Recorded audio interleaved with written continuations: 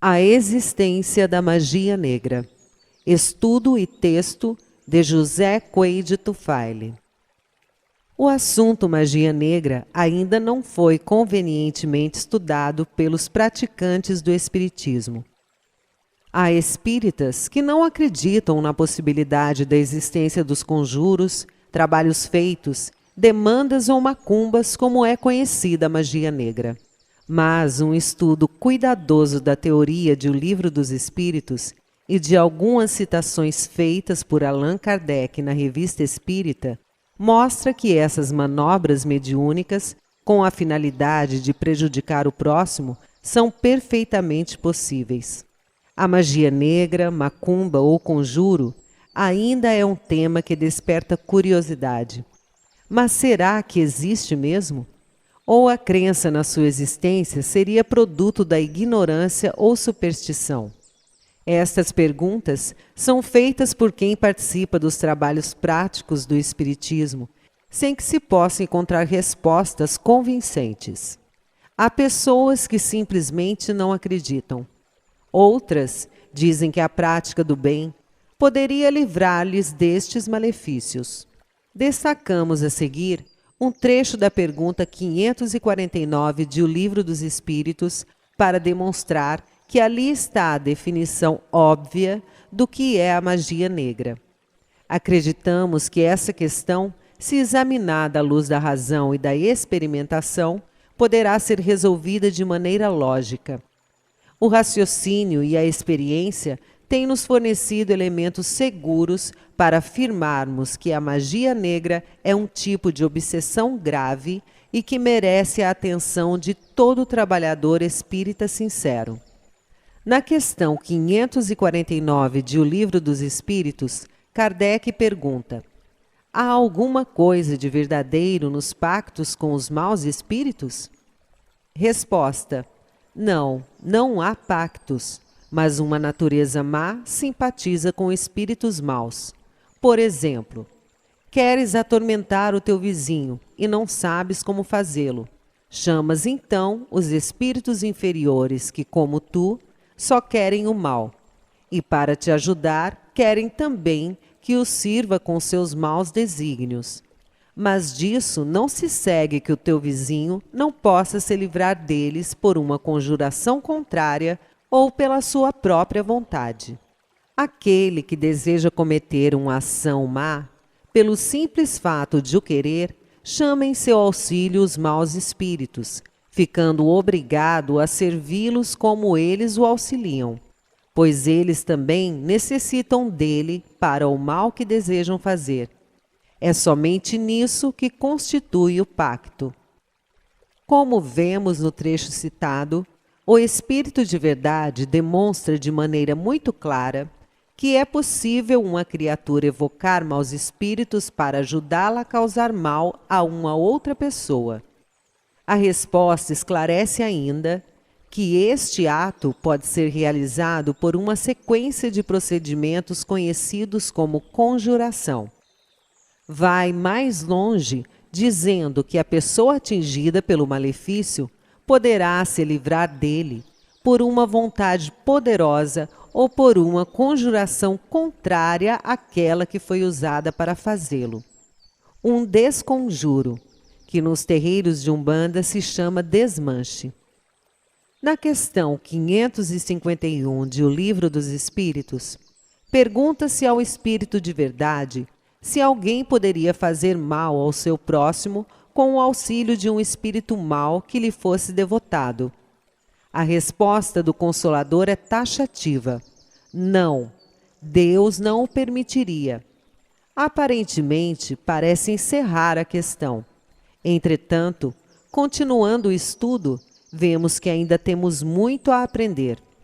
Recordando as bases nas quais se assentam os argumentos a favor da doutrina, lembramos da conhecida citação de Moisés, em que ele proibia o contato com os mortos. Vozes sábias afirmaram que o legislador hebreu somente proibiria algo que fosse possível acontecer, depondo assim a favor da comunicabilidade dos espíritos. As palavras do Consolador em relação à possibilidade de alguém valer-se de um espírito inferior para fazer mal ao seu próximo é uma situação semelhante. Deus só não permitiria uma coisa que fosse possível acontecer, o que por si mesmo testifica a possibilidade da ocorrência do fenômeno obsessivo. Continuemos. Quando o Espírito de verdade responde que Deus não o permitiria, parece se contradizer, pois há 2 questões atrás, na 549, ele disse que o conjuro é possível e até demonstra como é que uma vítima pode se livrar dele. Aqui, na questão 551, diz que Deus não o permitiria. Ora, se Deus não o permitiria, não haveria necessidade nem razão para ele, o Espírito de verdade, explicar lá atrás as formas de libertação do conjuro. Seria perda de tempo, e o Espírito Consolador não veio a isso. Certamente tem alguma coisa a mais no ensinamento que passou despercebida. Procuremos. Examinando os textos das perguntas seguintes, vamos encontrar a resposta às nossas dúvidas. Na questão 557, no Livro dos Espíritos, a verdade explica: Deus não ouve uma maldição injusta. Isso quer dizer que permite uma maldição justa, ou seja, quando o indivíduo, de alguma forma ou por alguma razão, merece aquele mal. No final do mesmo texto, o Espírito de verdade deixa ainda mais claro: a providência e a justiça divina não ferem alguém que foi amaldiçoado se a pessoa não for má. E elucida ainda: a proteção divina não cobre aqueles que não o mereçam. Vejamos a questão 557 na íntegra. Pergunta Allan Kardec: a bênção e a maldição podem atrair o bem e o mal para aqueles a quem são lançadas? Resposta: Deus não ouve uma maldição injusta, e aquele que a pronuncia é culpável aos seus olhos. Como temos as tendências opostas do bem e do mal, pode, nestes casos, haver uma influência momentânea, mesmo sobre a matéria. Mas essa influência nunca se verifica sem a permissão de Deus, como acréscimo de provas para aquele que a sofre. De resto, mais frequentemente, se maldizem os maus e bendizem os bons.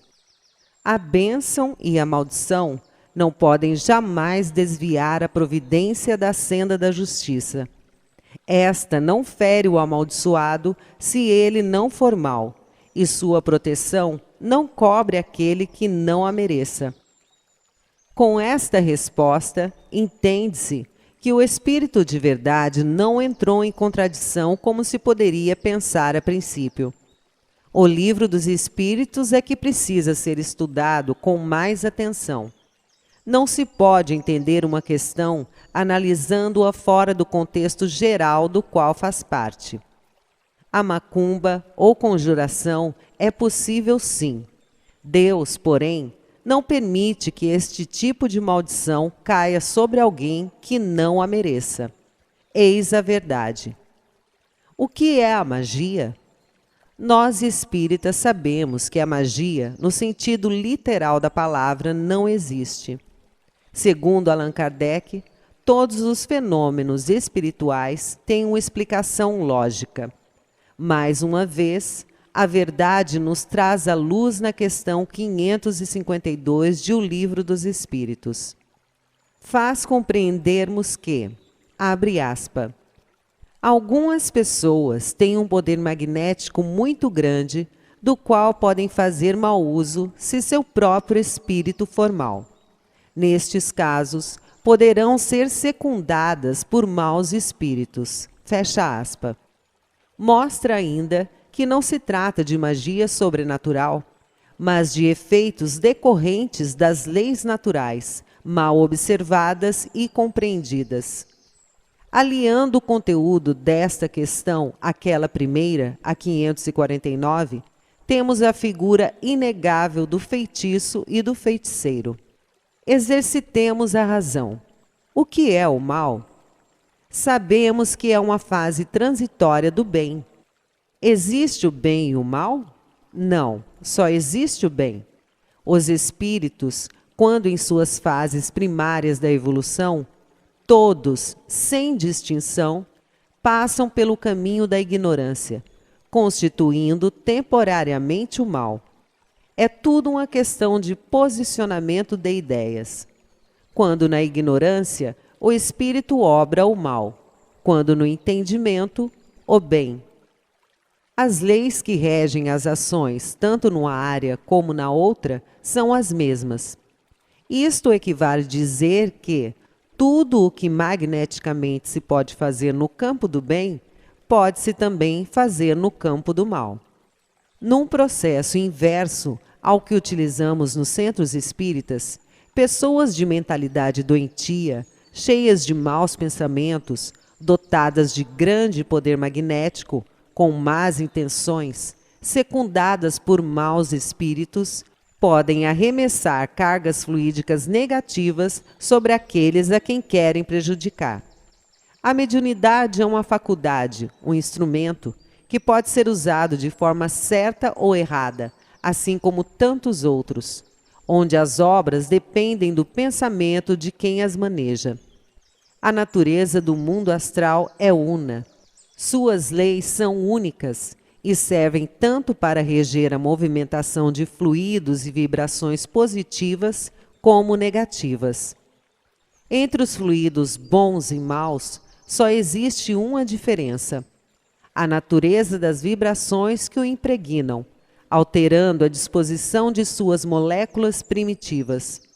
Usando uma grosseira imagem, é como água limpa e água suja. Tudo que se pode fazer com uma, pode-se fazer com a outra. Onde está o impedimento? Não vemos nenhum, ou seja, quase nenhum.